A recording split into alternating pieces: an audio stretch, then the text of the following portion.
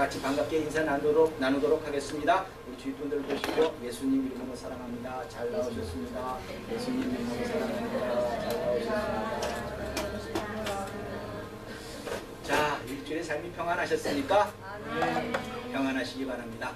기필코 평안하셔서 하나님께서 우리들을 향한 뜻을 이루게 하시고 또 그렇게 우리가 순종함으로 우리 본인들에게는 형통의 복을 누리게 되시기를 예수님 이름으로 부탁드립니다.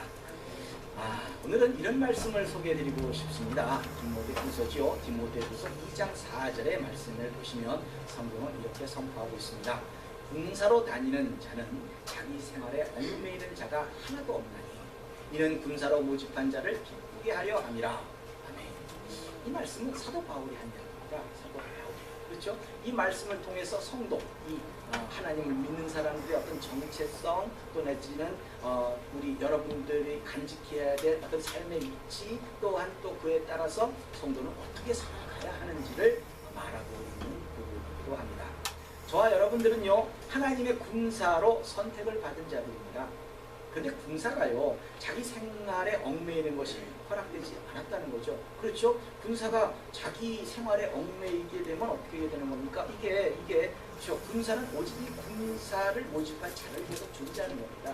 옛날에는 사병도 있었어요. 크게 뭔가 성의 주인은 또 성의 군사도 있었고요. 또 나라의 군사도 있었습니다. 그러나 이 모든 군사는 어때요? 자기 생각대로 사는 게 아니라는 거죠. 그 군사를 모집한 사람의 그 위에서 군사는 존재하는 거거든요.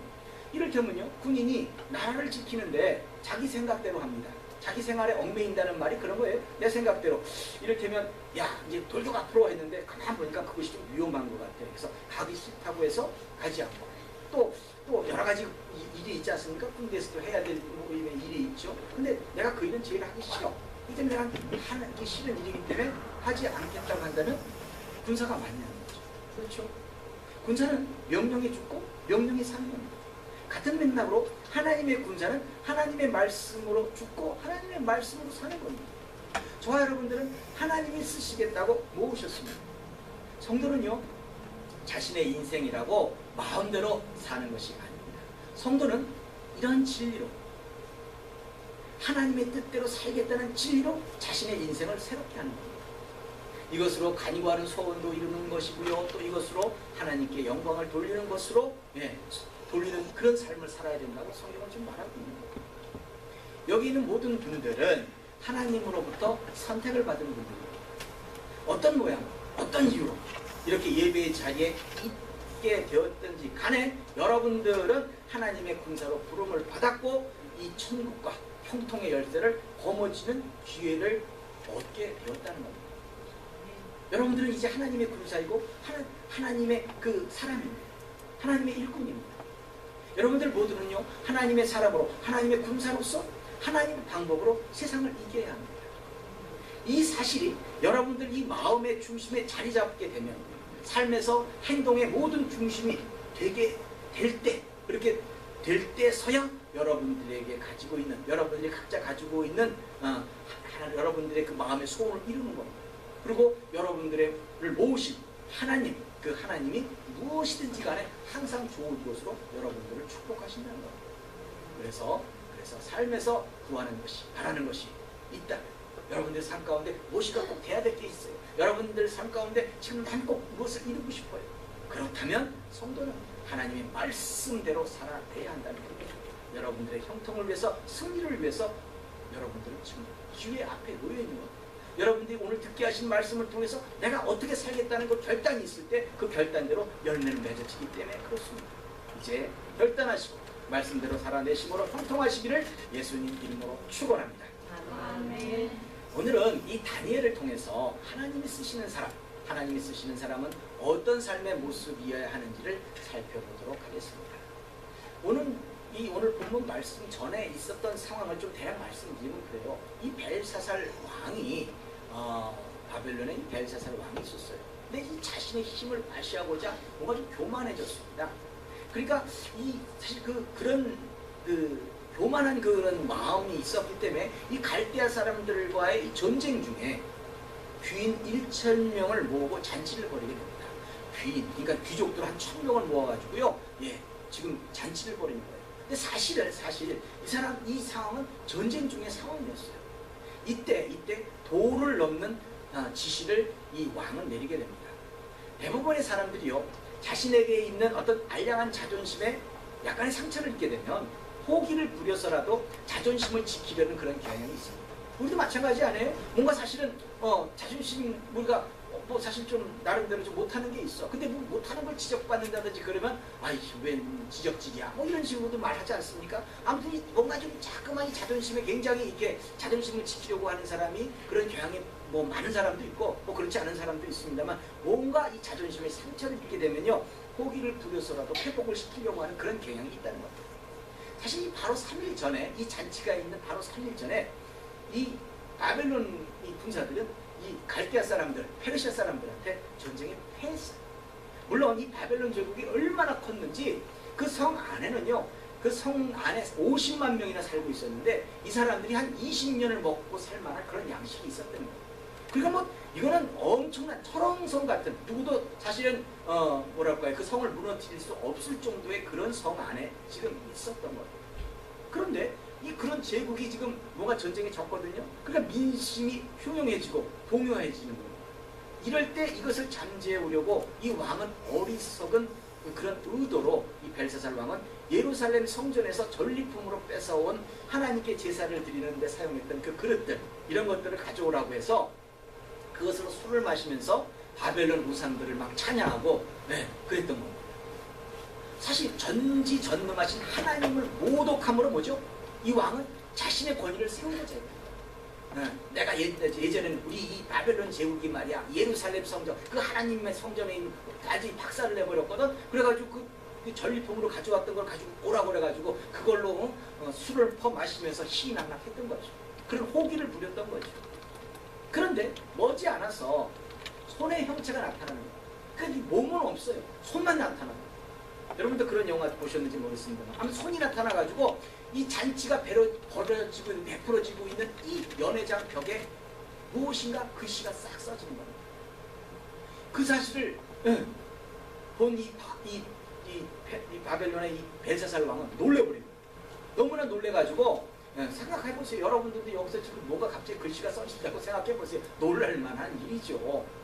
그러다 보니까 이 너무 놀래가지고 벨사살 왕은 모든 술객과 점쟁이 박사들을 다 불러가지고 이 글씨가 무엇인지 해석할 것을 요구했지만 아무도 제대로 된 해석을 하지 못했다고 합니다. 그러다 보니까 이 사건의 중대성을 깨닫게 된 이 벨사살 왕은 너무나 무서운 거예요. 이제 이런 와중에 해후가 등장합니다.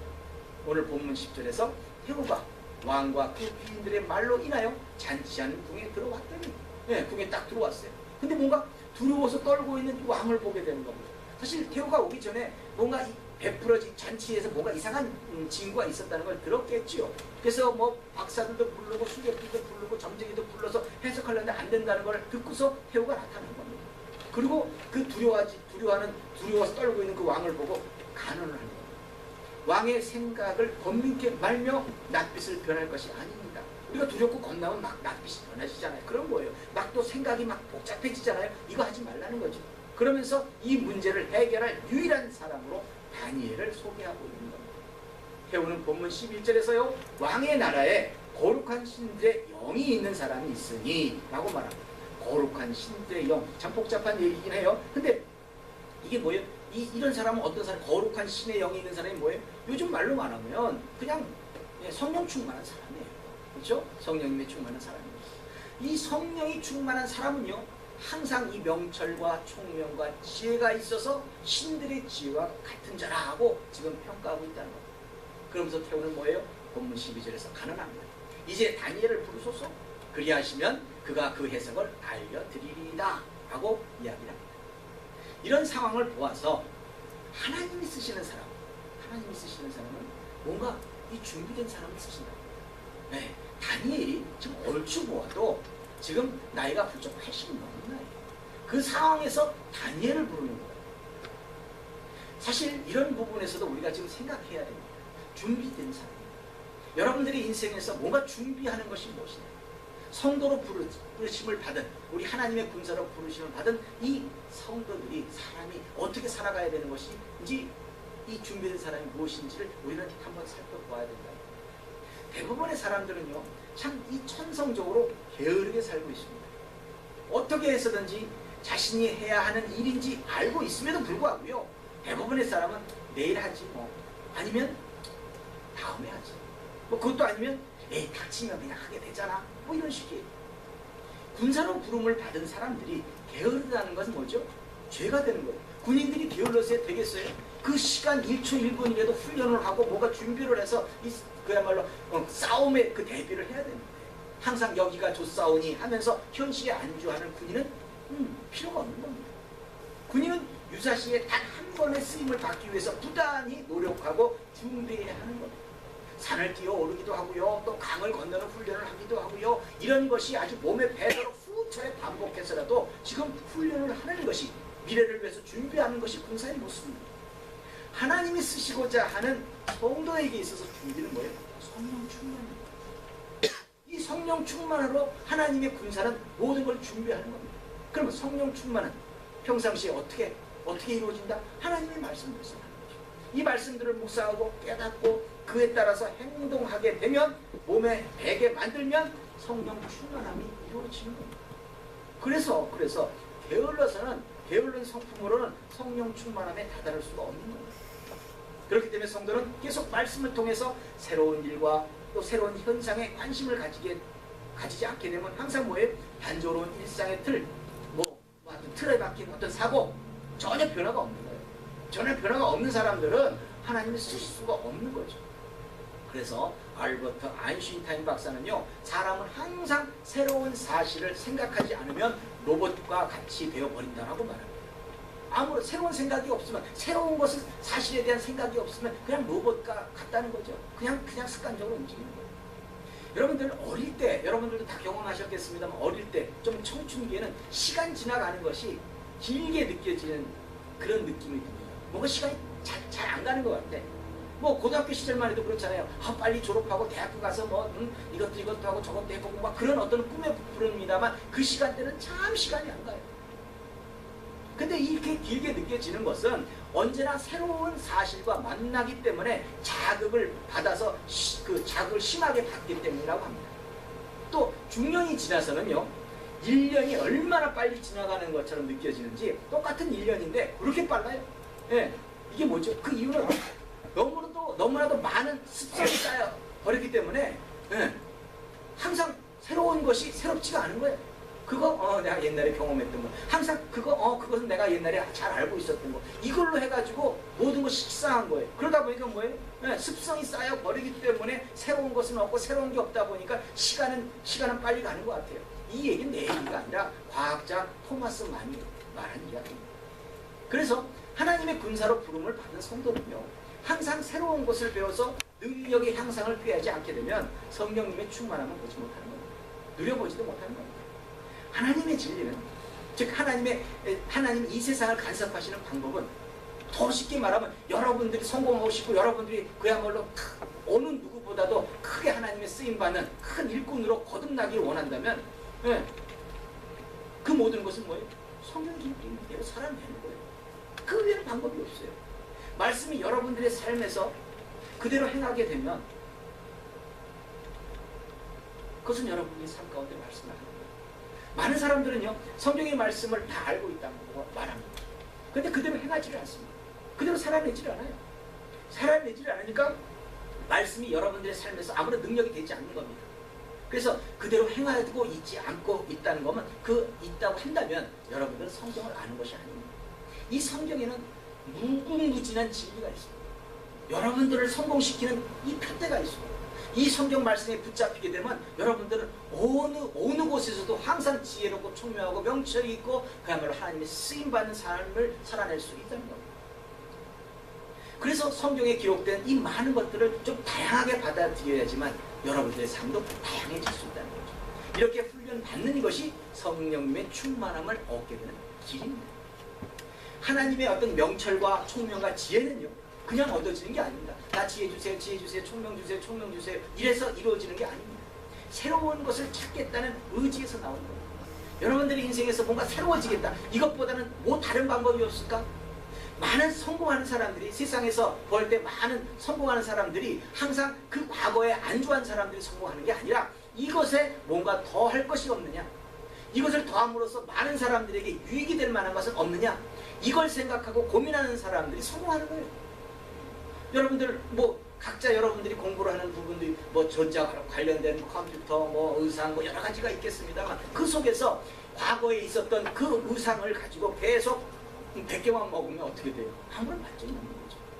한복도 오래된 그 의상입니다만 그 한복도 사실은 해가 거듭하면서 뭔가 더 첨가를 하고 뭔가 더 첨가를 하고 가지고 개량 한복도 나오고 뭐 여러 가지가 나오는 거 아니에요? 그렇게 해서 성공하는 거 아닙니까? 바로 그런 거예요. 배운다는 거는 다양하게 습득해야 된다는 겁니다. 서로 다른 여러 가지를 배우게 되면 그것들로부터 얻게 된 여러 가지 알미 있어요.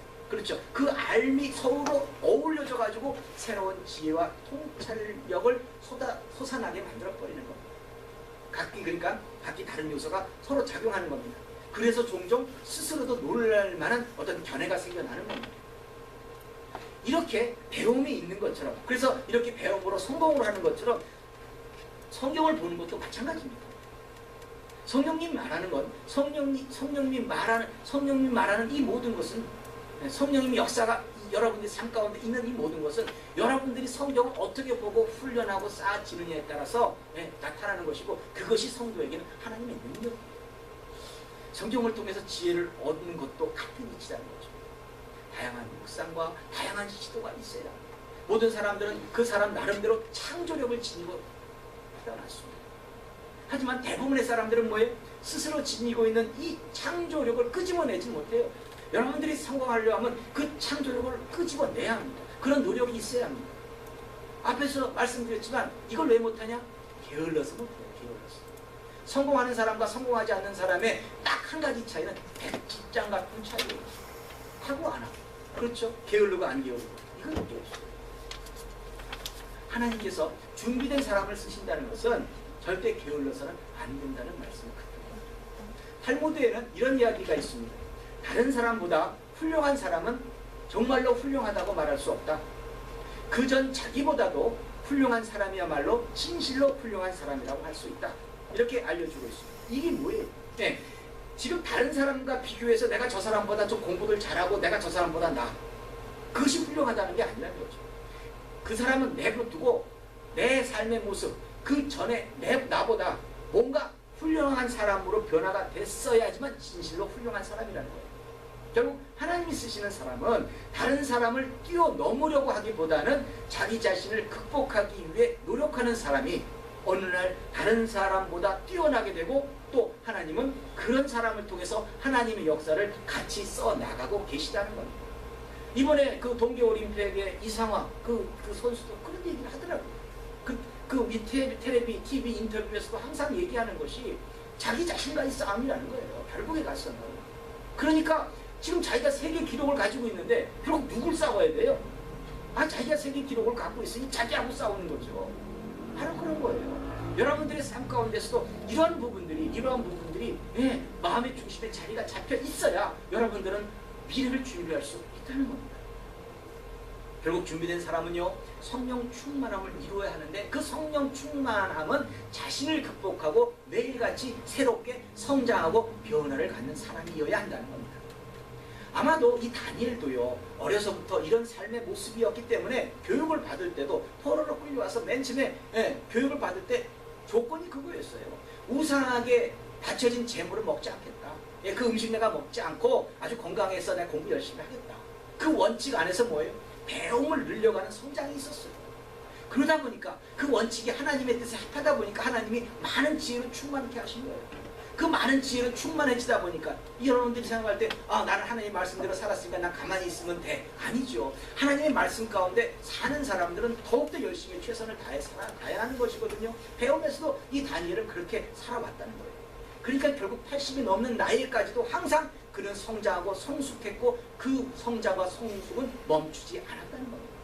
이렇게 삶의 모습이 다니엘에게 여전히 있었기 때문에 80살이 훌쩍 넘은 나이에서도 하나님이 쓰시고자 부름을 받게 되는 겁니다. 이어서 본문 13절 말씀을 보시면요, 이에 다니엘이 부름을 입어 왕 앞에 나오매라고 이야기합니다. 이 부름은 벨사살 왕에서 가는 하나님의 사람입니다. 지금 여러분들이 서 있는 곳은 하나님이 가라고 해서 있게 된 곳입니다. 그곳에서 우리 모두가 예수님을 대신해서 예수님처럼 살라는 명령을 수행하는 곳입니다. 예수 믿는 게 뭡니까? 우리가 하나님을 믿는다는 게 뭡니까? 내 유익을 위해서 내가 잘 되고자? 아닙니다.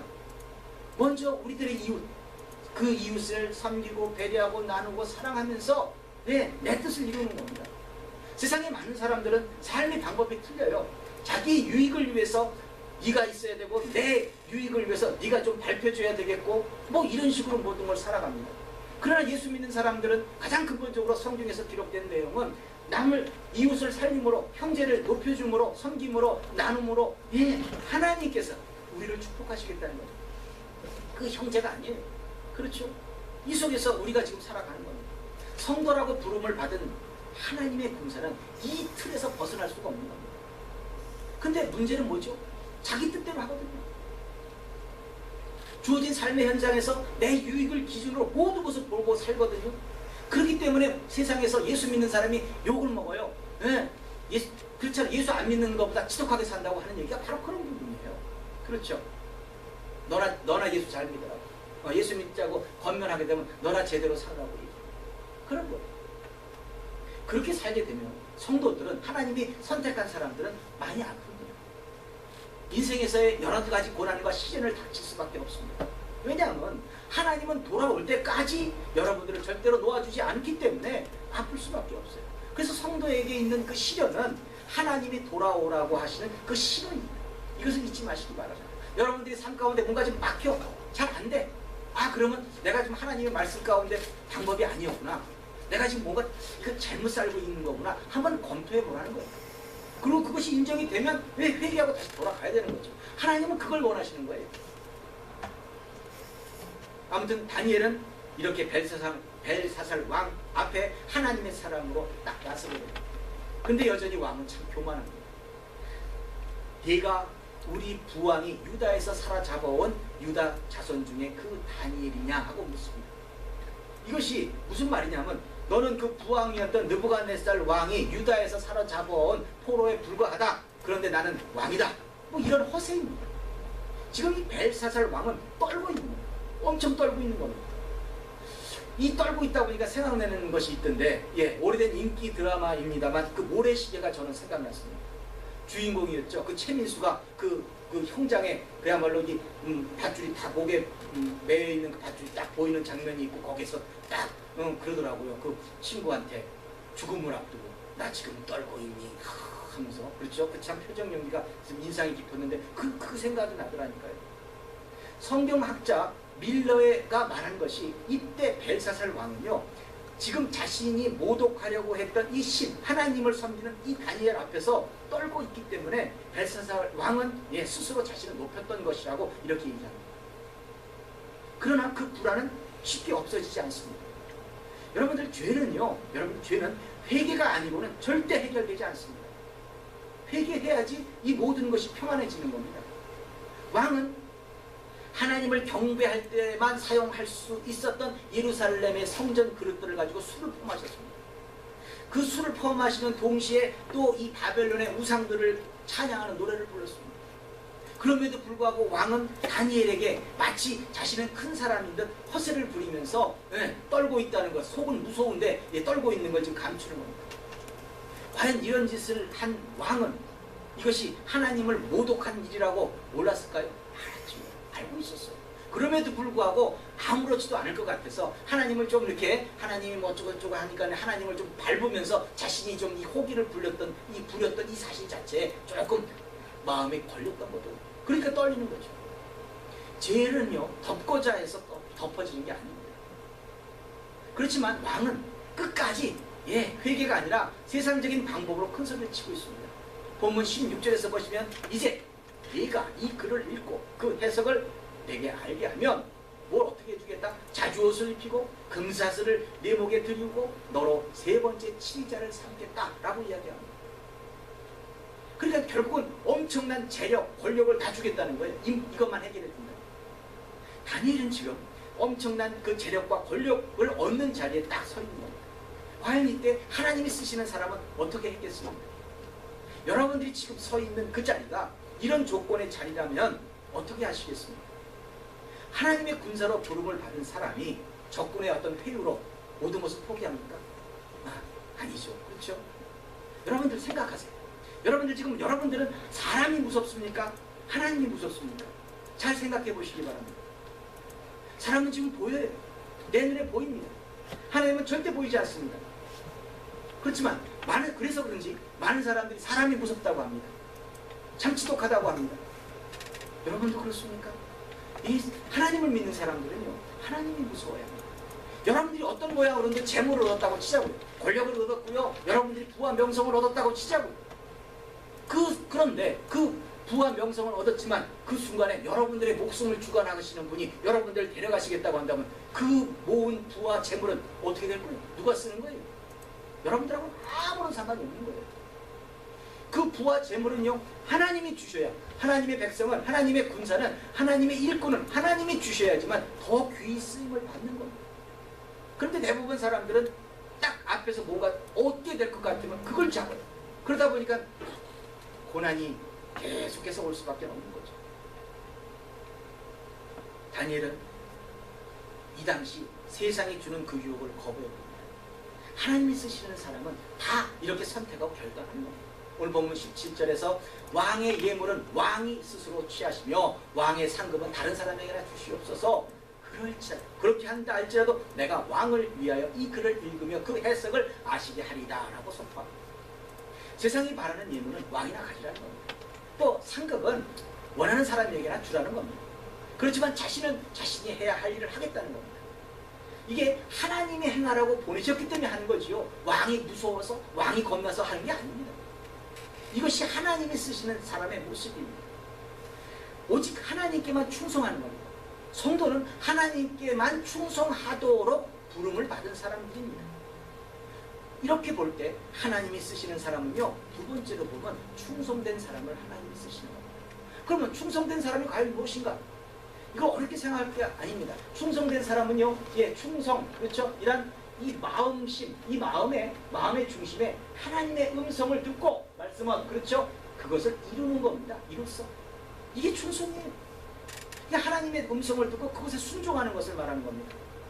우리가 요즘 말하는 표현대로 한다면 복게 하시고 듣게 하시고 이 하나님의 모든 말씀들을 내가 바로바로 반응하는 겁니다. 이게 충성이에요. 예수님도 마찬가지로 하나님의 말씀에 순종하는 그것이 뭐였어요? 충성이었어요. 그렇죠? 성도는 이렇게 살라고 하나님이 자신의 일의 군사를 삼으셨던 겁니다. 지금 내가 하고 있는 일이 하나님께 대한 충성인지 아닌지 알려면 스스로 이렇게 물어보시면 됩니다. 나의 이 동기가 무엇인가? 하나님이 말씀하신 것인가? 아니면 내가 그렇게 생각하는 것인가? 이 부분을 아주 정확히 짚고 나가야 됩니다. 하나님의 음성이라 할 때 여러분들은 담대해질 수 있는 겁니다. 곧 여러분들은 하나님의 쓰임을 받아왔기 때문에 복이 임할 수밖에 없는 거죠. 이것으로 여러분들에게 하나님을 향한 충성이 있는가 없는가를 알 수 있는 겁니다. 여러분들을 속일 수 있을런지 몰라도 성도의 충성은요, 하나님 앞에 가릴 수가 없습니다. 하나님이 이렇게 말씀하셨습니다. 사무엘상 16장 7절 하반부에 보시면 나의 보는 것은 사람과 같지 아니하니 사람은 외모를 보거니와 나 여호와는 중심을 보느니라, 이렇게 기록되어 있습니다. 매부분에 많은 사람들 보이는 대로 그렇잖아요. 네. 여러분들 청년들이 꽤 있습니다만 여러분들이 보이는 대로 배우자를 선택하면 조금 문제가 있을 수 있어요. 함의 중심을 봐야 되거든요. 어떤 사람인지, 뭐 얼굴만 잘생겼다고 모든 것이 다 잘생긴 건 아니지 않습니까? 그렇죠? 바로 그런 부분이에요. 하나님도 똑같아요. 마음의 중심을 보세요. 하나님은 중심을 보십니다. 그렇기 때문에 성도로 부름을 받은 사람들은 그 중심에서 생각과 행동의 동기가 되는 것은 뭐예요? 하나님의 말씀이 원인이 되어야 돼요. 하나님의 말씀이 이렇게 기록되어 있기 때문에 난 이렇게 살겠다, 난 이런 결단을 하겠다 해야지만 충성된 종이 될 수 있다는 겁니다. 여러분들 모두는 충성된 하나님의 군사가 되시기 바랍니다. 여러분들의 중심에는 하나님의 말씀이 있고 그것을 이루는 삶이 되시기를 예수님 이름으로 부탁드립니다. 이런 이야기 하나 더 하고 말씀 마치겠습니다. 천사와 사람, 이 천사와 사람은 뭐죠? 다 모두 하나님의 피조물입니다. 하나님이 만드셨습니다. 그러면서도 뭔가 좀 다릅니다. 물론 여러 가지로 비교할 수 있겠지만 우선 이 천사의 특징은 뭐냐면 하나님을 대적하는 이 존재로 사단이 있습니다. 천사가 그냥 타락해버리니까 사단이 돼버렸죠. 그렇죠? 그리고 또 하나님을 찬양하는 피조물로 천사가 존재하고 있습니다. 근데 이들은 그냥 뭔가 성장하거나 발전하거나 향상되거나 이런 게 없어요. 그냥 사단은 사단이고 그냥 천사는 천사예요.